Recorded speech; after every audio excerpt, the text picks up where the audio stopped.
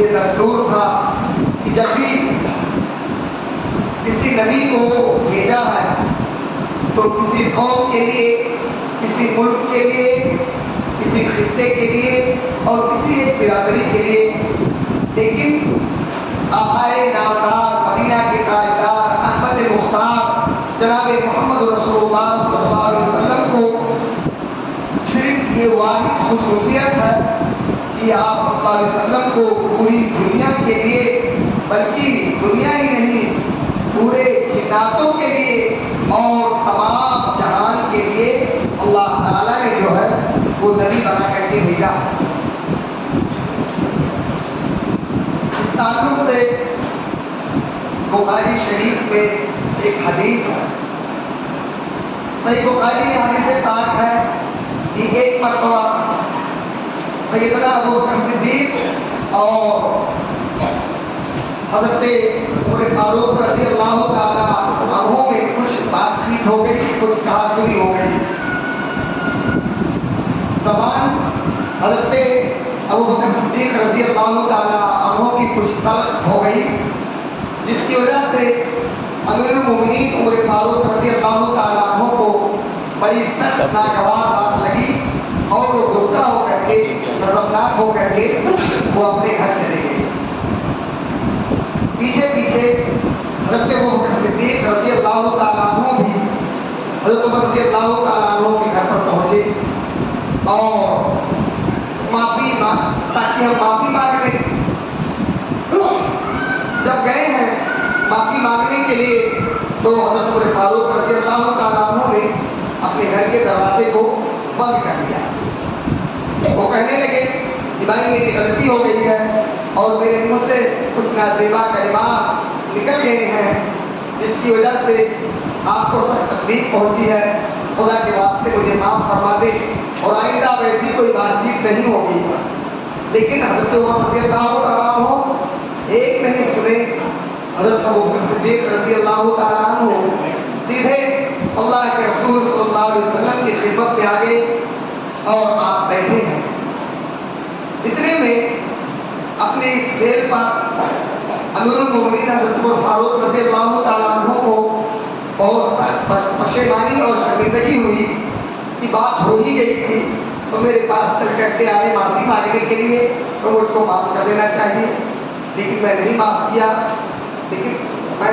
کیا، ان کو افسوس ہوا نا معاف کرنے پر، اور وہ بھی اللہ کے رسول صلی اللہ علیہ وسلم کی خدمت میں حاضر ہوئی۔ جب وہ گئے تو صحابہ کرام موجود تھے۔ آقا دو عالم صلی اللہ علیہ وسلم نے فرمایا کہ عمر، کیا تمہیں معلوم نہیں کہ تمہارے اس ساتھی نے تمہیں کچھ کہہ دیا تھا تو خدا کے واسطے معاف کر دینا تھا، اور تمہیں معلوم نہیں کہ جب میں نے نبوت کا اعلان کیا، کلمے کا اعلان کیا اور کہا یا ایھا الناس انی رسول اللہ الیکم جمیعا، اے لوگو بے شک میں اللہ تعالیٰ کی طرف سے ایک رسول بنا کر کے بھیجا گیا ہوں تمہاری طرف سے، آخری رسول، ایک عالمی رسول پوری دنیا کے لیے۔ تو آپ نے انکار کیا، آپ نے مجھے جھٹلا دیا تھا، لیکن یہ شخص، آپ نے اشارہ کیا حضرت ابو بکر صدیق رضی اللہ تعالیٰ عنہ کی طرف اور فرمایا کہ یہ شخص سب سے پہلے میری تصدیق کیا، مجھ پر ایمان لایا، لہذا ان کی عزت کرو، ان کا احترام کرو، ان کی توقیر کرو اور ان سے پیار و محبت سے بات کرو۔ حضرت عمر رضی اللہ تعالیٰ عنہ نے اسی مجلس میں فرمایا کہ اے اللہ کے رسول صلی اللہ علیہ وسلم، میں نے دل سے یہ غلطی کو، ان کی باتوں کو معاف فرما دیجیے، میں نے معاف فرما دیا، آپ معاف فرما دیجیے۔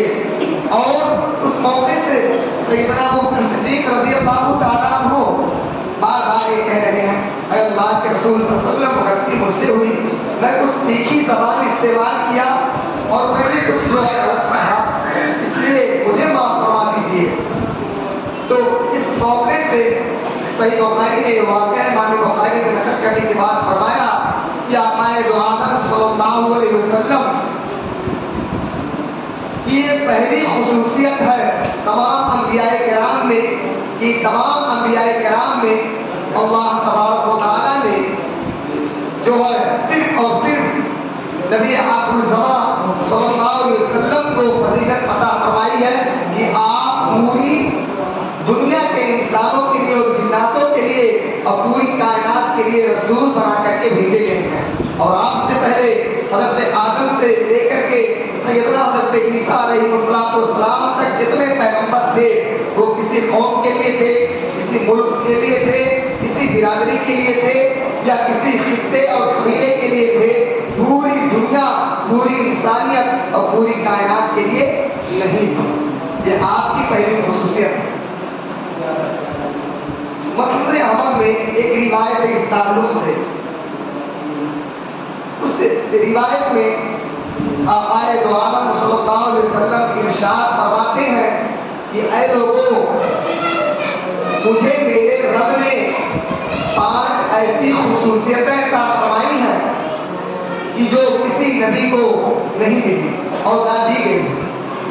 پہلی خصوصیت آقا دو عالم صلی اللہ علیہ وسلم کو وہ یہ عطا کی گئی کہ آپ کو اللہ تعالیٰ نے پورے جہان کے لیے, پورے دنیا اور پوری کائنات کے لیے جو ہے وہ نبی بنا کر کے بھیجا اور آپ کو آخری نبی بنا کر کے بھیجا.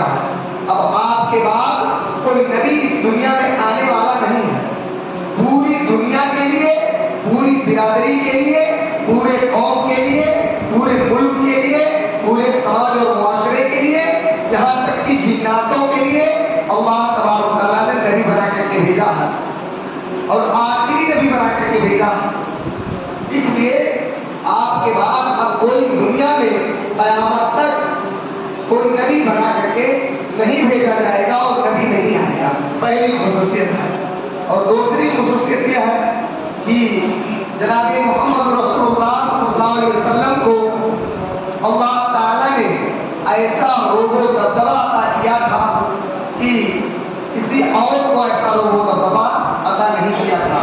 1 مہینے کی مسافت اور دوری پر بھی انسان رہتا اور آپ کا نام سوچتا, آپ کے پاس آنا چاہتا, آپ سے بات کرنا چاہتا تو دیکھتے ہی سوچتے ہی اس پر روک طاری ہو جاتا اور آپ سے بات کرنے کی اور آپ سے آنکھ ملانے کی اور نظر سے نظر ملانے کی طاقت نہیں رکھ سکتا. ایسا روب و دبدبہ. چنانچہ آپ نے سنا ہوگا وہ واقعہ کہ دوپہر کا وقت تھا, ایک غزوے سے واپسی کے بعد آقا دو عالم صلی اللہ علیہ وسلم اور صحابہ کرام اپنے اپنی جگہوں پر سو گئے.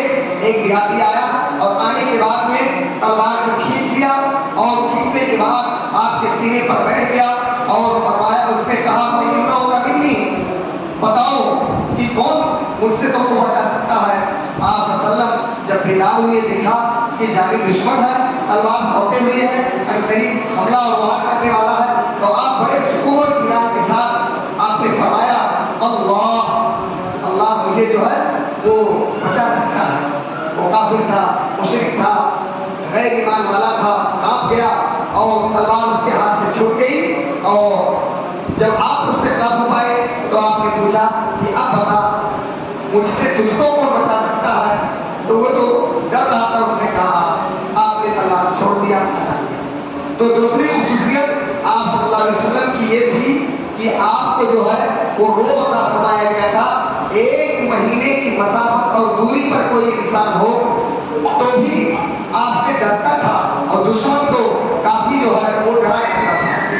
تیسری خصوصیت جناب محمد رسول اللہ صلی اللہ علیہ وسلم کو جو دی گئی وہ یہ کہ مال غنیمت کا مال سابقہ نبیوں, سابقہ امتوں پر, پہلے نبیوں اور پہلے امتوں پر حرام تھا.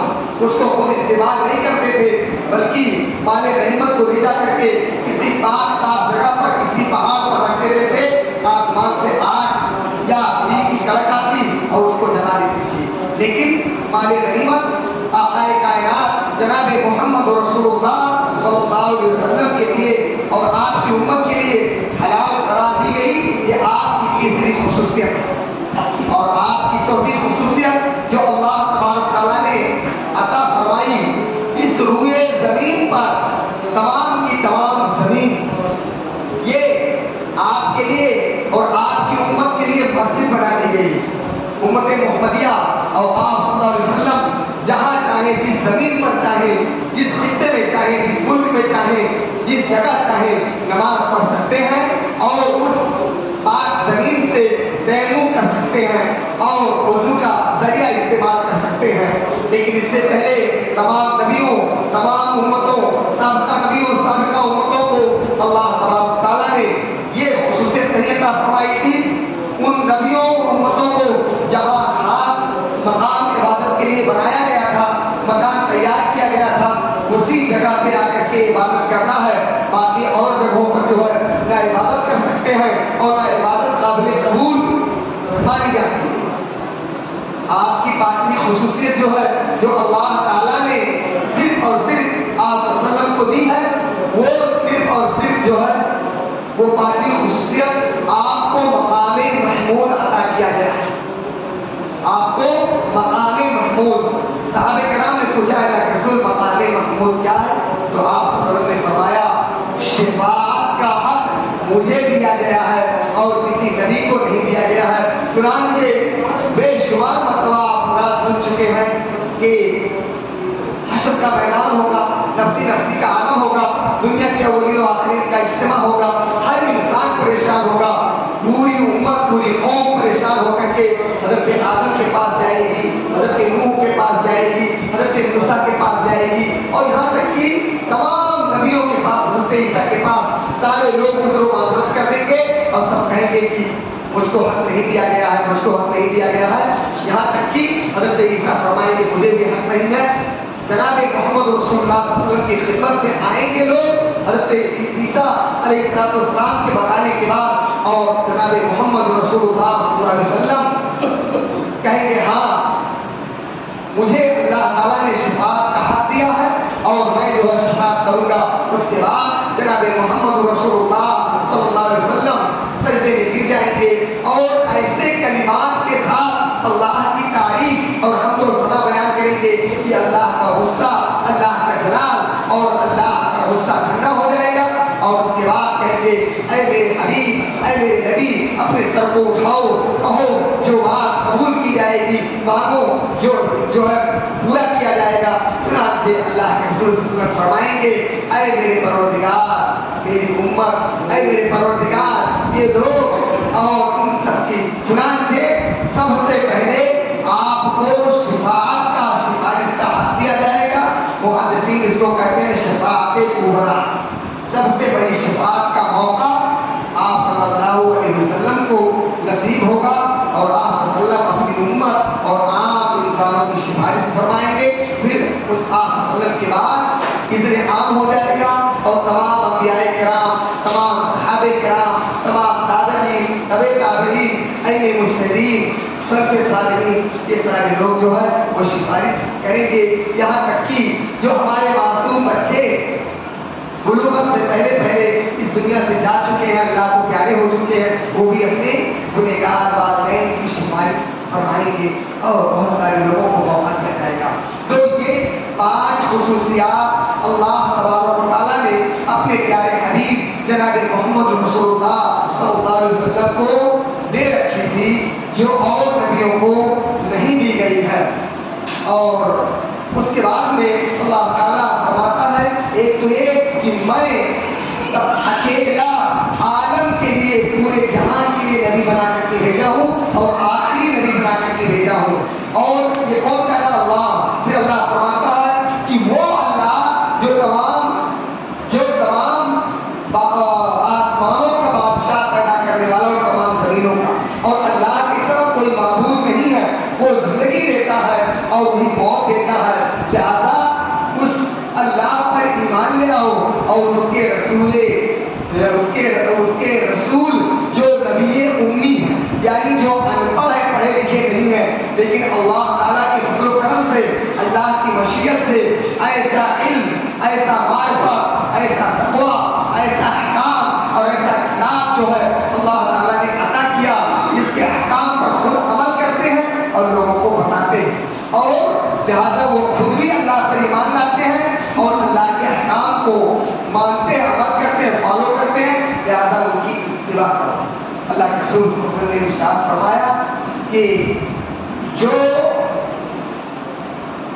یہودی یا عیسائی میری نبوت کے اعلان کے بعد مجھ پر ایمان نہیں لائے، یا جو بھی انسان وہ جہنم میں جائے، یہ اللہ کے رسول کا صاف فیصلہ ہے۔ بخاری میں بھی حدیث ہے، مسلم میں بھی ہے، اور بہت ساری مقدس کتابوں میں حدیث ہے کہ جو بھی انسان یا یہودی عیسائی، خاص طور سے یہودیوں عیسائیوں کا ذکر ہے اس حدیث میں، کہ جو بھی یہودی عیسائی یا انسان میری نبوت کے اعلان کے بعد، میرے اس دنیا میں آ جانے کے بعد مجھ پر ایمان نہیں لائے گا، وہ جہنم میں جائے گا۔ اور جو بھی انسان ایمان لانے کے بعد شرک کرے گا، جو مسلمان ہوگا لیکن شرک کرے گا، مشرک ہوگا، میری سفارش اس کے لیے نہیں ہوگی۔ لہذا اس تفسیر سے یہ خلاصہ معلوم ہوا کہ آقا کائنات صلی اللہ علیہ وسلم جو ہے پوری دنیا کے لیے، پوری کائنات کے لیے نبی بنا کر کے بھیجے گئے ہیں، یہ آپ کی خصوصیت ہے، اور آپ آخری نبی بنا کر کے بھیجے گئے ہیں۔ آپ کے بعد اب کوئی نبی اس دنیا میں آنے والا نہیں ہے، اور قیامت تک آپ کی شریعت یہ قابل عمل ہے اور ضروری ہے ہر انسان کے لیے، ہر برادری کے لیے، ہر جگہ کے لوگوں کے لیے، ہر ملک، صوبے، خطے اور ہر جگہ کے لوگوں کے لیے۔ اللہ تبارک تعالیٰ سے دعا ہے کہ اللہ تعالیٰ ہمیں اور آپ کو رسول نبی امی صلی اللہ علیہ وسلم کے اوپر ایمان لانے کی اور ان کی صحیح طریقے سے اتباع کامل کرنے کی توفیق عطا فرمائے۔ اب اگر کسی ساتھی کو کچھ سوال کرنا ہو، سوال کر سکتے ہیں؟ جی دیکھیے بھائی صاحب یہ پوچھ رہے ہیں کہ سجدہ سو کا صحیح طریقہ کیا ہے؟ نماز میں کمی یا زیادتی ہو جانے پر، کمی ہو گئی یا زیادتی ہو گئی، کمی یا زیادتی ہو جانے پر سجدہ سو کرنا پڑتا ہے، تب جا کر کے نماز پوری اور کامل ہو جاتی ہے۔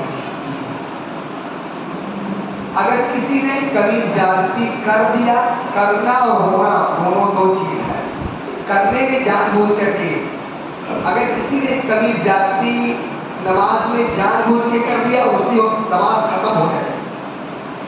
میری بات پہ، میرے لفظ پہ غور کریے گا، مسئلہ ہے اگر کمی زیادتی ہو گئی، ہم نے زیادہ کر دیا کسی رکن کو، کسی کو، یا کسی رکن میں کمی کر دیا یا زیادتی کر دیا، تو کر دیا نہیں، ہو گئی، کر دیا تو نماز ختم ہو جائے گی، پھر دوبارہ پڑھنا پڑے گا۔ لیکن اگر کمی زیادتی ہو گئی بھول چوک سے، تو اب یہ ہے کہ جب آپ نماز 2 رکعت والی ہے، 3 رکعت والی ہے، 4 رکعت والی ہے، پوری کریے۔ کہاں تک پوری کریں گے؟ تشہد پڑھیں گے۔ تشہد پڑھنے کے بعد ایک طرف سلام پھیر دیں گے۔ تشہد کا مطلب التحیات للہ، آخر تک اشہد ان لا الہ الا اللہ و اشہد ان محمد عبدہ و رسولہ پڑھ کر کے ایک طرف سلام پھیر دیں گے داہنی طرف، پھر اس طرح علیحدہ الگ سے 2 سجدہ کریں گے، اور سجدہ کرنے کے بعد میں پھر آپ تشہد پڑھیں گے۔ دوبارہ پھر تشہد پڑھیں گے۔ تشہد پڑھنے کے بعد میں درود پاک پورا پڑھیں گے، اور اس کے بعد جو دعائیں معصورہ اللہ علیہ کی ضرورت رسی وہ پورا پڑھیں گے، پھر اس کے بعد دونوں طرف سلام پھیریں گے۔ اب آپ کی نماز کمپلیٹ ہو گئی۔ اچھا، ایک نماز میں کئی ایک غلطی ہو گئی ہو، چاہے 50 غلطی ہو گئی ہو، ایک ہی سجدہ سو کرنے سے پوری نماز کمپلیٹ ہو جائے گی؟ ایسا نہیں ہے کہ 4 غلطی ہو گئی، 10 غلطی ہو گئی، 50 غلطی ہو گئی نماز بھر میں، تو 50 مرتبہ، 4 مرتبہ، 3 مرتبہ سجدہ سو کرنا پڑے گا، ایسا نہیں ہے۔ کتنی بھی غلطی ہو گئی ہو، ایک ہی سجدہ سو کرنے سے جو ہے، ایک ہی بار کے سجدہ سو کرنے سے نماز آپ کی کمپلیٹ اور مکمل ہو جائے گی، اور اللہ تعالیٰ پورا ثواب عطا فرمائے گا۔ سمجھ گئے؟